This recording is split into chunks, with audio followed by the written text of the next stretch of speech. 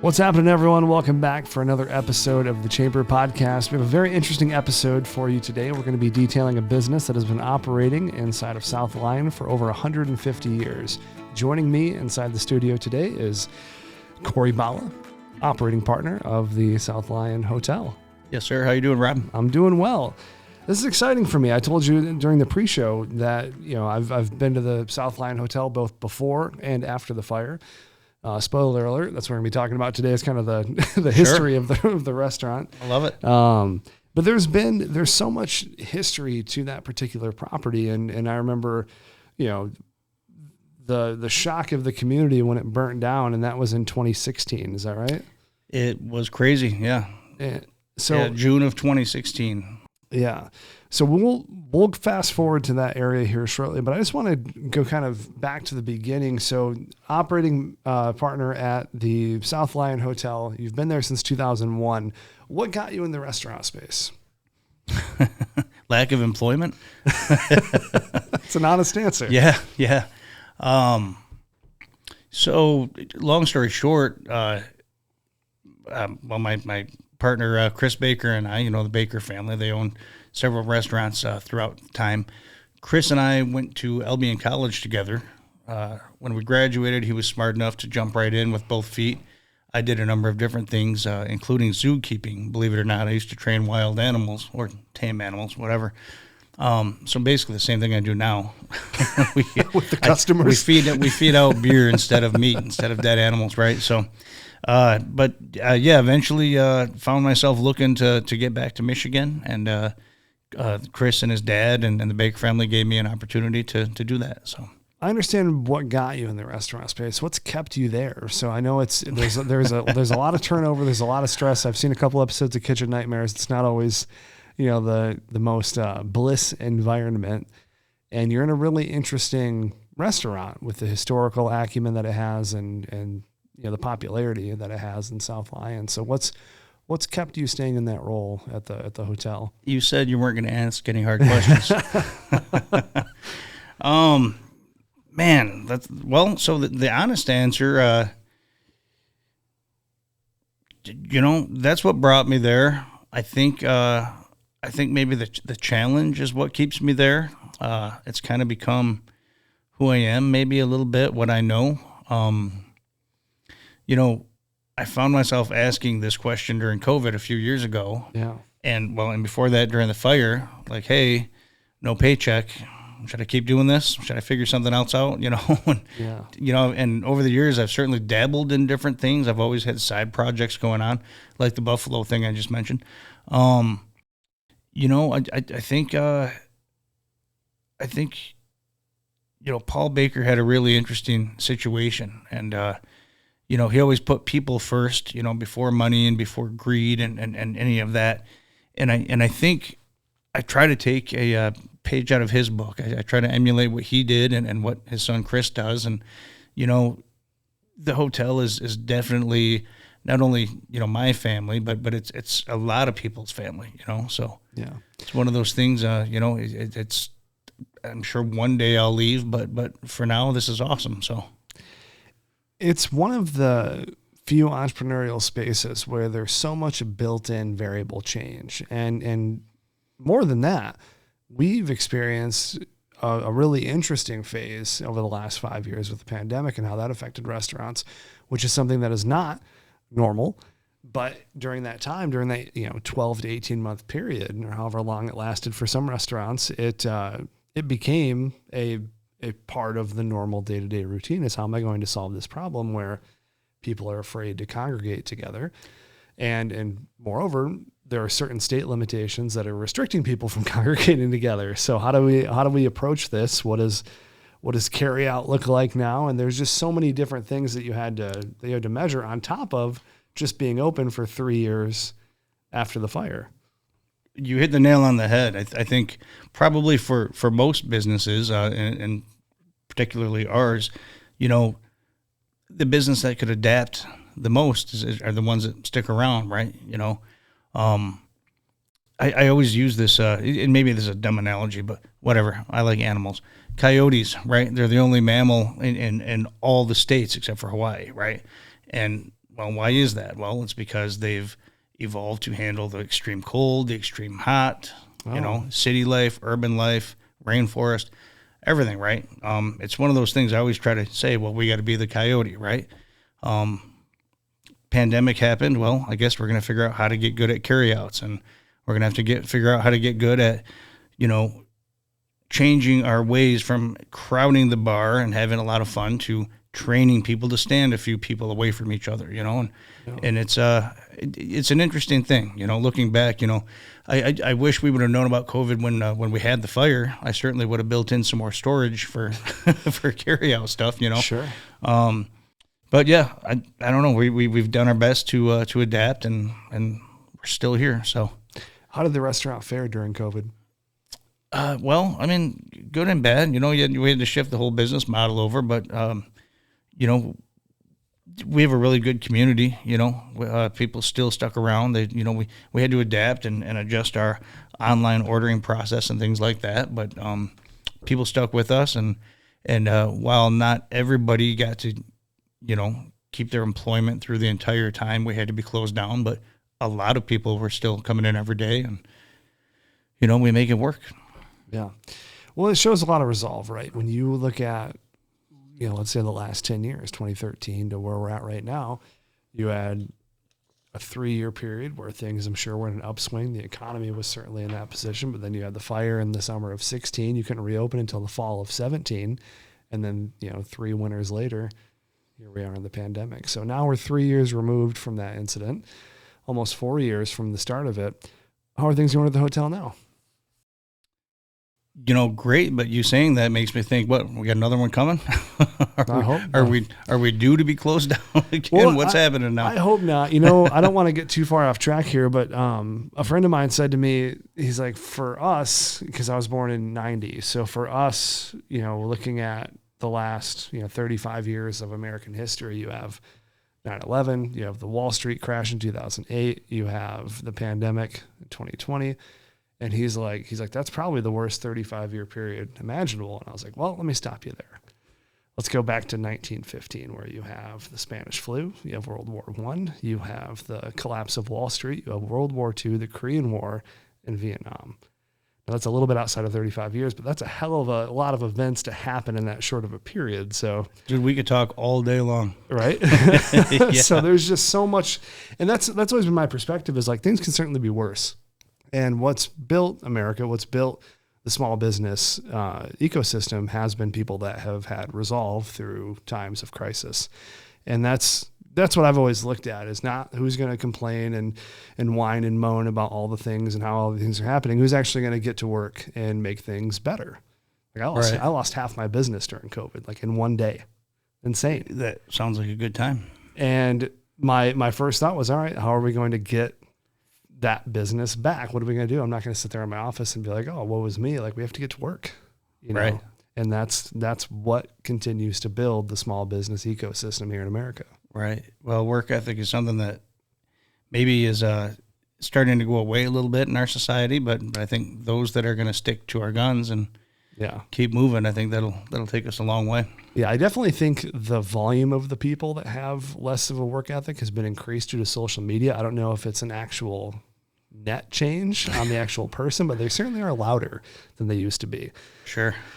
And that's interesting. So as we were talking in the pre-show a little bit, one of the problems you're having right now is you don't have a problem marketing. You don't have a problem getting people into the hotel. It's finding people to service and what that operationally looks like from an organizational perspective. So how has that been a challenge, where you go from a period where people can't come in to now we have not too many people, but you have a ton of people coming in? Yeah. So I wish I had something a little more intelligent to say about that. That's our current problem that we're trying to adapt to. South Lyon's a smaller town, and the hotel's been around a long time. And I think I made the analogy, big fish, little pond. That's certainly what we are. I mean, there's a lot of cool places in South Lyon, but we're the one that's been around the longest, and people know us and whatever. Yeah. As a result, the fire and the pandemic and all these things, like all these things that have kind of come up that and I'm not sure if we can even blame them, but for whatever reason, I have more and more trouble finding new staff to come in. I've been doing this a long time, and for the majority, every year when we lose our seasonal help, kids go back to college or whatever they're doing with their lives, usually there's a stack of applications to choose from, and that just isn't the case anymore. Yeah. So, maybe I'm wrongly blaming the pandemic or whatever, but I'm not sure what to point the finger at. But yeah, we're definitely the new norm is definitely adapting to being short staffed, and I got to give credit to the people that have stuck around with us, for so long. Without that core of people, we'd be nothing, certainly. Yeah. And maybe, can I mention, let me stray for a second. Let me go back to the fire. An example of this core group of people sticking around, all of a sudden nobody has jobs, right? We go a year and a half, and granted, whatever, there's some of us got a little bit of money here and there, whatever, but for the most part, we had a handful of people that stuck around, not knowing when we were going to open, not knowing anything, not knowing if we were going to pay them, but right. But, even on a volunteer basis, if we needed something, I'd put a message out, and, I have 10, 12 people showing up to help. So yeah, definitely awesome. We had a good group of people over the years. Yeah. And that's something I was going to mention is during COVID, people had a really interesting self-reflection period where they got to actually think about what do they want to focus on? What do they want to work on? How do they want their work-life balance to be affected? And that was a really good reset for people to think about, okay, what actually matters in my life? And restaurant owners were deeply impacted by that because a lot of people understood that work-life balance, and sometimes working in the restaurant industry is not the best work-life balance because it's predominantly populated during times when people want to go out. It's the whole point, right? And one thing that you just said that really resonated with me, and I think why the hotel has had the continued success that it has, is because there's a culture that's being built there that people want to continue to be a part of, regardless of what circumstances are taking place. And that is the single biggest thing I can ever give restaurant owners from a consultation perspective of how to scale that company, is building a culture that people actually want to be in. Right. And it's difficult. It's a challenge. It is difficult. In today's day and age, we commonly, we say this quite often that, our kitchen staff, man, they come out and they bust their butts at Friday and Saturday night, and they sweat in a kitchen that sometimes is 120 degrees and whatever. And with the dawning of Uber drivers and DoorDash and all of these things, there's new opportunities for these people to work, certainly less than they were working before. Yeah. Certainly not the same hours like you just said. When their friends are out partying, do they want to go to work Friday night? That's certainly something that maybe is a factor that I don't have as much staff as we used to, but I think that is the thing, and I think I hope that our staff feels that we are a family and we make it fun, and it's something that they want to show up to. One time, I don't know who said this. Somebody said the difference between a manager and a leader is that a manager uses his authority to get people to do what the manager wants them to do, but a leader gets somebody to do what you want them to do because they want to do it. Yeah. Because they want to be on the same team and they have the same goal as you. So. Yeah, that's exactly right. And how I have always phrased it to people is, am I giving my people a reason to have buy-in to my idea, or am I just giving them an order? It's a good way to say it. Because I can tell you, hey, you need to be here on Friday because we have this and this is what you're going to do. Or I can say, hey guys, we have this huge event coming up on Friday, a huge opportunity for the restaurant to put us into a new area where we might be able to expand what we're doing, give people the opportunity to move up in the company. This is why this event's so important. It's like, damn, that sounds really good. Yes. Which sounds a stark contrast to, you need to be here Friday, get over it. Good. Yeah. Like two completely different scenarios. That's a great way to say it. That people need to be aware of. And it's something that is missed in a lot of leaders. That's why we don't have, I don't think anyone in my company knows this. I don't have managers here. There's no title that says manager. Everyone is either a director, a consultant, strategist, but I don't like the word manager for the reason that you gave. It's a good way to say just it. not It's something that I because it can come off very authoritarian. I should change some of these business cards. No. That's just for me. Like, it's what matters more than the title is how that person operates in that title. Like, I've had people that I've reported to with the title of manager, and they're the best leader you can imagine. So it's not the title, it's the person that has it that matters, you know? Well, yeah, you're exactly right. And maybe you'll agree that, you know, maybe some aspects of your job, of the company that you own, is really less about, what am I trying to say? Let me go back to say that I'm not a very good bartender, nor a very good cook, or a very good waiter, or any of those things. Yeah. I am pretty good at recognizing people's, you know, talents and strengths and weaknesses. And I think I'm pretty good at balancing, you know, that juggling act of putting personalities together for the best results. And I like the way you just said there's no managers. That's nice. Yeah, and a good way to look at it, like when I think about like my job and your job, and you illustrated it perfectly. You're not going to make the best old fashioned. You're not going to go in the kitchen and make, you know, the best plate, right? But you can organize all of those people effectively to achieve an outcome that everybody wants. You're the orchestra director. You're not going to be the first chair violinist, right? But you can play the orchestra, right? And that's what we do. We play the orchestra. I always tell our people, you know, look, this isn't about burgers. This isn't about beers, right?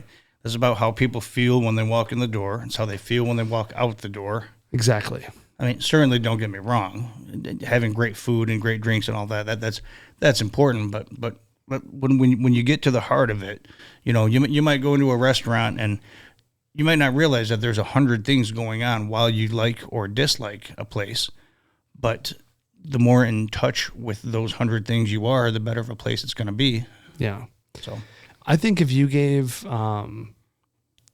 people the option of good food and great service over great food and good service, they're going to choose good food and great service. They want the experience. Interesting. I would agree. That's what they want. If I would rather have a food that's a step down from what it could be if the experience was excellent. Because when you go home, typically it's not like, you know, damn, I ordered medium rare. It was medium. It's, why was that waitress so mean? You know, like, what do you hear more? It's typically how the people in the service industry treated their customers. And that's what people want is they're going out. They can make food at home cheaper, but they're going out for an experience. They're going out to do something different. Yeah. Yeah. That's a good analogy for sure. So looking forward, so obviously we're sitting here right now. It's actually Halloween today. It is. So this is probably going to come out in the next week or two. But so what does the rest of the year look like for the hotel? And then maybe give me one thing that you're excited about for next year. Man, I'll tell you what, you know, not that we ever really have a slow season, you know,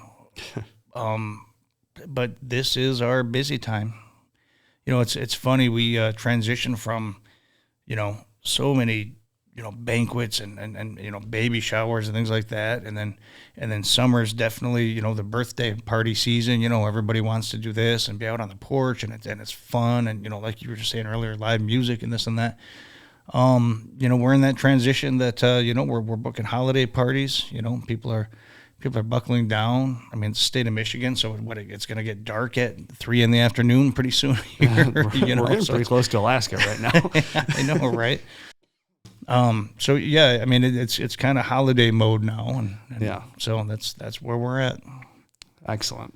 Anything coming up next year that you can give us a preview on that you're excited about? Any events or? Oh goodness. You know, we're definitely trying to beef up doing these comedy shows 3 or 4 times a year at least. You know, we've kind of found a cool a niche, the way that we can turn a comedy show into a fundraiser. Yeah. You know, that's kind of I'm working with you know, this guy, you know, Mark DeBarrow, good guy. You know, we find a way to bring people out and raise money for whatever cause. And by the way, you're going to laugh and have drinks and good food, you know, so those are good for us. You know, we just got done doing this haunted Michigan thing. I don't know if you heard about that at all. I did not. You know, the old building is said to have been haunted. Right? I have heard that. Yes. Okay, sure. And I mean, it'll be another podcast altogether. But We recently had, one of the authors out, Jerry Hunter, the author of these books, Haunted Michigan. And we're featured in, one of them. And he did this talk and showed a slideshow, but I had about 130 people crammed upstairs for that, and that was awesome. That was just a couple of weeks ago. So that's cool. I imagine we'll do that again. Let's get through the holidays, and there was definitely a lot of interest to do that again. So yeah, we'll see. We'll see what comes up. I appreciate it. Well, Corry, thanks for your time today. Absolutely. All right, very good. All right, everyone, that's going to wrap up this week's edition of the Chamber Podcast. You can find out all of the information about the South Lyon Hotel in the show notes for this episode. We'll catch you next week. Take care.